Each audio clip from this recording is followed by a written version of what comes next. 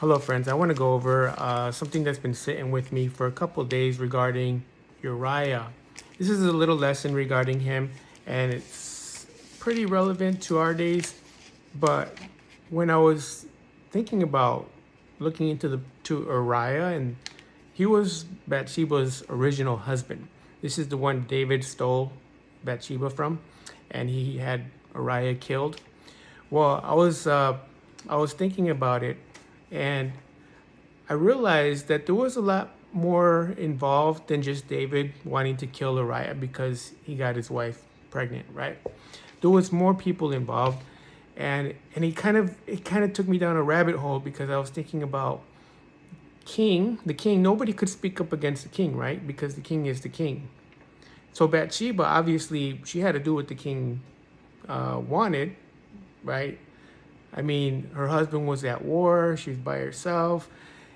The king sends for her. She has to come. So it's just kind of like, is she gonna fight it?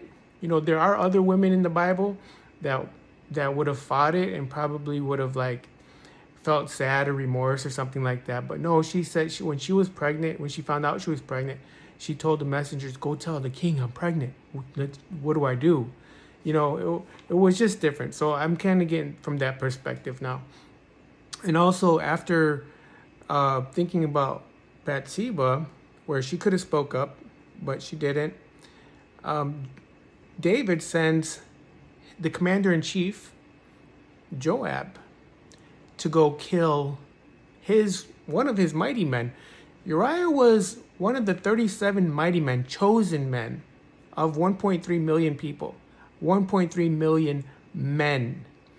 So it's like one out of every 35,100 or so was chosen. That's how special you had to be to become one of these guys. An example, the number one guy, they said he killed 800 people at one time. Like he was that strong. Benaiah, his personal David's personal bodyguard, he was also extraordinary. He killed a lion, and he says he killed two lion-like heroes. I don't know if they were half man, half lion or something, but that scripture mentions that they were not just normal guys. So Benaiah was also one of the top ranking. And Uriah, if you really read it and you look at where it says that he is the last one of the ranking, like because it kind of shows that it goes in ranking. But just to make it to that cut, think about how good he was, how strong he was. One out of every 35,000 men. That's a lot. That's pretty impressive number. So he was somebody special. He wasn't just a normal guy. And on top of that, so you have Joab's instructions were to have his guys retreat.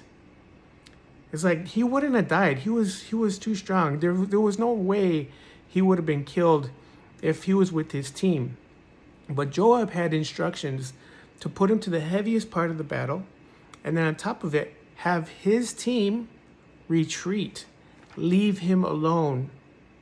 All right, can you imagine that? The last seconds that he's alive, that not only did Joab sell him out, his own guys that are supposed to protect his back, his own friends, his own people that also were somebody. You would think that one of his friends would have been like, no, I'm not going to leave him here. We got to fight for him. But no, they were given instructions that he was to die. And the opportunities David gave him to go with his wife, he was like, go sleep with your wife. He gave him a couple of days of just like, you don't have to be fighting. He called for Uriah specifically to go home to his wife, go get her pregnant. And he's like, no. He slept at the palace, the gates. And he's like, why would I go over to my house and eat and drink when he knows his friends, the commander, all of his people, he's fighting for Israel, and they're sleeping in tents. So why would he do that? He had such a good heart. You can tell that he was a really, really good guy. Just from the reading that he said that he wouldn't do that. It wasn't in him. So those are really key points. that he was loyal to the king. He was more than to his wife. All right, he was loyal to his the other soldiers, his comrades. He was loyal to the commander in chief, and all of these guys, godly men. The Ark of the Covenant was there. Were fighting for one purpose, and all these people conspired to kill him. So how does that apply to us? Like, what am I trying to get at?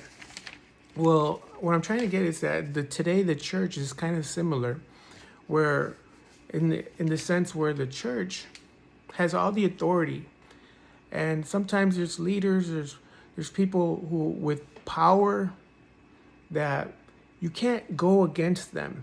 No one could speak against David. No one can speak against the prophet, right? You can't do that because it's like you're speaking against God. So in today's society, the same goes. It's the same. Like if you were to speak against religion, or a leader, or someone with a ordained anointment, a calling, you would be technically speaking against God. So it's kind of like, yeah, you got to be careful what you say, or who you go up against. So there was all those little points that I was kind of pulling out when I was studying this. Like, he really had no voice, and he was, even though he was doing everything right, he was ultimately killed. He was a victim.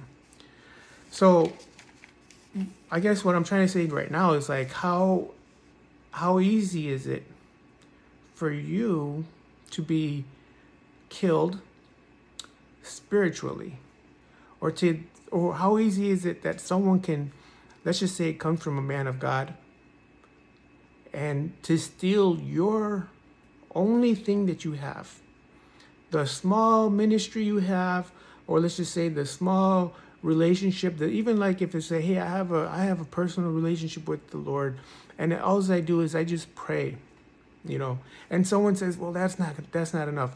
A man of God, or they'll just like take the spark out of the hop out of your step, the spark away from you, the zeal that you have, all by a word, a tone, a look. It could be a comment. It could be anything so small, where as people without ranking, let's just say we're just normal civilians, right? And we're just trying to make it to the end, make it to the finish line. And that's all our goal. That's all we want, is just to basically encourage maybe our household, maybe someone close to us, and that's all we have. So when somebody bigger comes in, steals that small thing that we have, it's almost as if like the devil comes in to just squash the light out of you. All right, and that's the whole point of the lesson that I got from Uriah. He got his life squashed out of him, just like Jesus did. He did nothing wrong, but still his own people killed him. So it's kind of important to just understand the facts, is that attacks can come from anywhere. The devil can get into somebody to just make it seem that you're not doing enough, that there's, or maybe they just want to silence you. Yeah, fact checkers. I mean, think about how it is with like YouTube. Like sometimes you can't even say certain words. You have to use code, because if they hear you say something wrong, you gotta strike, and that's how this world is. You can't even say anything before people will start looking for something to say negative, a bad comment, and that small little word can put you back weeks, months, sometimes years. Sometimes it can take you out of the game completely, because you're not strong enough to deal with those small little insults, the small little details in social media, or your own little ministry that you have. So there was a couple examples that I wanted to give regarding that, but that's kind of what I want to get, is that sometimes Doesn't matter how hard you try. There's the devil will probably still use something or someone to kind of like make you sabotage you, in other words. And this is all because I had a dream. There was a dream I had regarding not Uriah, but it was before this dream. I had this like feeling of just like I had to study Uriah, and it was a pretty cool. It was a cool study. So I'll just get to the dream. So in the dream, I'm on a bus with a bunch of guys, all right, and we're all friends. So we get off this bus and we go to like a park, kind of like a Yosemite Park. I don't know if you've ever been there, but there's a cliff, there's mountains, there's trees, there's parks, there's open fields, and we're playing catch, and we're throwing the ball, and I'm going to each person. It's kind of like keep away, but I'm getting that person. Once I get them, they throw it to another person.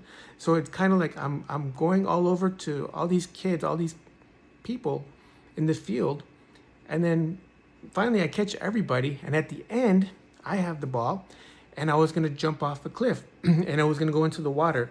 And the whole point of this trip was that we were gonna get baptized, and we're just like, I think it was more of dedicating ourselves to the Lord again.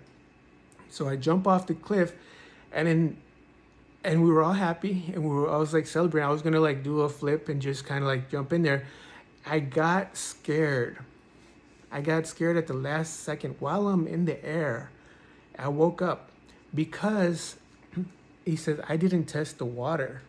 I didn't make sure that the water was deep enough, that it was going to be a safe fall, if there was no rocks or anything. I questioned myself. I had doubts. And so I guess that's kind of like our walk with the Lord. Sometimes we walk and there's something that'll make us doubt the last second, and will like question us and just basically take our joy and our fear, and our put fear into us. All right, so that's something that we want to make sure that that doesn't happen. Like that fear is the opposite. And one of my favorite scriptures is, I think it's 1 Timothy 4:17, where it's like God gives us a spirit of what is courage, sound mind, and love. You know, the opposite of that is a crazy person, not a sound spirit, hate, and fear. All right, people, that fear, those three things, man, that'll take you out of the game. When you are fearful of everything, your sound mind, you start questioning things and people and like this and that, you lose your marbles. So we don't want to do that. We want to stay focused on our game, focused on our mission, and just go to the end. All right, guys, so I have some other dreams to share, but I'll use that for a different post. But hopefully you're able to extract something out of Uriah, the injustice that he went through, but how important it is to stay loyal to the Lord and go to the end, and stop fearing, stop worrying, stop putting things in our head that aren't supposed to be there. All right, thanks for listening. Till next time.